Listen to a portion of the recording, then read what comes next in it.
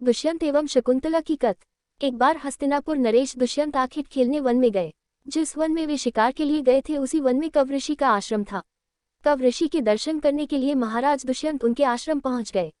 पुकार लगाने पर एक अति लावण्यमयी कन्या ने आश्रम से निकलकर कहा, हे राजन, महर्षि तो तीर्थ यात्रा पर गए हैं, किंतु आपका इस आश्रम में स्वागत है। उस कन्या को देखकर महाराज दुष्यंत ने पूछा, बालिके, आप कौन हैं? बालिका ने कहा, मेरा नाम शकुंतला है और मैं कव ऋषि की पुत्री हूँ। उस कन्या की बात सुनकर महाराज दुष्यंत आश्चर्यचकित होकर बोले, महर्षि तो आजन्म ब्रह्मचारी है, फिर आप उनकी पुत्री कैसे ही? उनके इस प्रश्न के उत्तर में शकुंतला ने कहा, वास्तव में मेरे माता पिता मेनका और विश्वामित्र हैं। मेरी माता ने मेरे जन्म होते ही मुझे वन में छोड़ दिया था, जहाँ पर शकुंत नामक पक्षी ने मेरी रक्षा की, इसीलिए मेरा नाम शकुंतला पड़ा। उसके बाद कव ऋषि की दृष्टि मुझ पर पड़ी और वे मुझे अपने आश्रम में ले आए। उन्होंने ही मेरा भरण पोषण किया। जन्म देने वाला, पोषण करने वाला तथा अन्न देने वाला, ये तीनों ही पिता कहे जाते हैं। इस प्रकार कव ऋषि मेरे पिता हुए। शकुंतला के वचनों को सुनकर महाराज दुष्यंत ने कहा, शकुंतले, तुम क्षत्रिय कन्या हो, तुम्हारे सौंदर्य को देखकर मैं अपना हृदय तुम्हें अर्पित कर चुका हूँ। यदि तुम्हें किसी प्रकार की आपत्ति न हो तो मैं तुमसे विवाह करना चाहता हूँ। शकुंतला भी महाराज दुष्यंत पर मोहित हो चुकी थी, अतः उसने अपनी स्वीकृति प्रदान कर दी। दोनों ने गंधर्व विवाह कर लिया। कुछ काल महाराज दुष्यंत ने शकुंतला के साथ विहार करते हुए वन में ही व्यतीत किया। फिर एक दिन वे शकुंतला से बोले, प्रियतमे, मुझे अब अपना राजकार्य देखने के लिए हस्तिनापुर प्रस्थान करना होगा।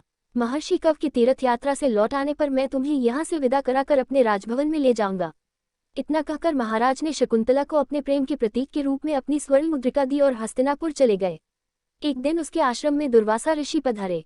महाराज दुष्यंत के विरह में लीन होने के कारण शकुंतला को उनके आगमन का ज्ञान भी नहीं हुआ और उसने दुर्वासा ऋषि का यथोचित स्वागत सत्कार नहीं किया। दुर्वासा ऋषि ने इसे अपना अपमान समझा और क्रोधित होकर बोले, बालिके, मैं तुझे शाप देता हूँ कि जिस किसी के ध्यान में लीन होकर तूने मेरा निरादर किया है वो तुझे भूल जाएगा।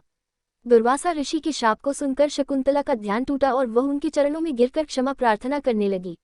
शकुंतला की क्षमा प्रार्थना से द्रवित होकर दुर्वासा ऋषि ने कहा, अच्छा, यदि तेरे पास उसका कोई प्रेम चिन्ह होगा तो उस चिन्ह को देख उसे तेरी स्मृति हो आएगी।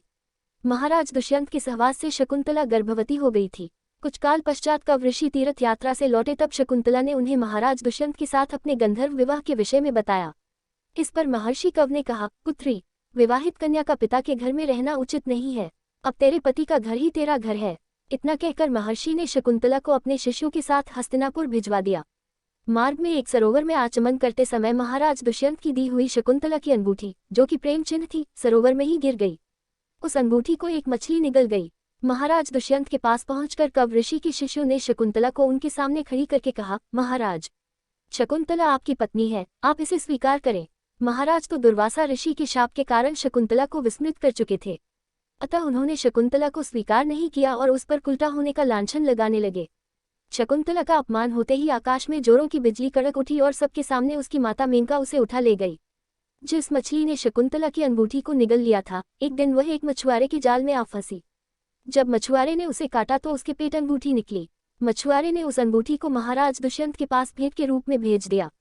अंगूठी को देखते ही महाराज को शकुंतला का स्मरण हो आया और वे अपने कृत्य पर पश्चाताप करने लगे। महाराज ने शकुंतला को बहुत ढूंढवाया किंतु उसका पता नहीं चला। कुछ दिनों के बाद देवराज इंद्र के निमंत्रण पाकर देवासुर संग्राम में उनकी सहायता करने के लिए महाराज दुष्यंत इंद्र की नगरी अमरावती गए। संग्राम में विजय प्राप्त करने के पश्चात जब वे आकाश मार्ग से हस्तिनापुर लौट रहे थे तो मार्ग में उन्हें कश्यप ऋषि का आश्रम दृष्टिगत हुआ। उनके दर्शनों के लिए वे वहां रुक गए। आश्रम में एक सुंदर बालक एक भयंकर सिंह के साथ खेल रहा था। मेनका ने शकुंतला को कश्यप ऋषि के पास लाकर छोड़ा था तथा वह बालक शकुंतला का ही पुत्र था। उस बालक को देखकर महाराज के हृदय में प्रेम की भावना उमड़ पड़ी। वे उसे गोद में उठाने के लिए आगे बढ़े तो शकुंतला की सखी चिल्ला उठी, हे भद्र पुरुष, आप इस बालक को न छुए, अन्यथा उसकी भुजा में बंधा काला डोरा सांप बनकर आपको डस लेगा। यह सुनकर भी दुष्यंत स्वयं को न रोक सके और बालक को अपने गोद में उठा लिया। अब सखी ने आश्चर्य से देखा कि बालक के भुजा में बंधा काला गंडा पृथ्वी पर गिर गया है। सखी को ज्ञात था कि बालक को जब कभी भी उसका पिता अपने गोद में लेगा वह काला डोरा पृथ्वी पर गिर जाएगा। सखी ने प्रसन्न होकर समस्त वृतांत शकुंतला को सुनाया। शकुंतला महाराज दुष्यंत के पास आई। महाराज ने शकुंतला को पहचान लिया। उन्होंने अपने कृत्य के लिए शकुंतला से क्षमा प्रार्थना किया और कश्यप ऋषि की आज्ञा लेकर उसे अपने पुत्र सहित अपने साथ हस्तिनापुर ले आए। महाराज दुष्यंत और शकुंतला के उस पुत्र का नाम भरत था। बाद में वे भरत महान प्रतापी सम्राट बने और उन्हीं के नाम पर हमारे देश का नाम भारतवर्ष हुआ।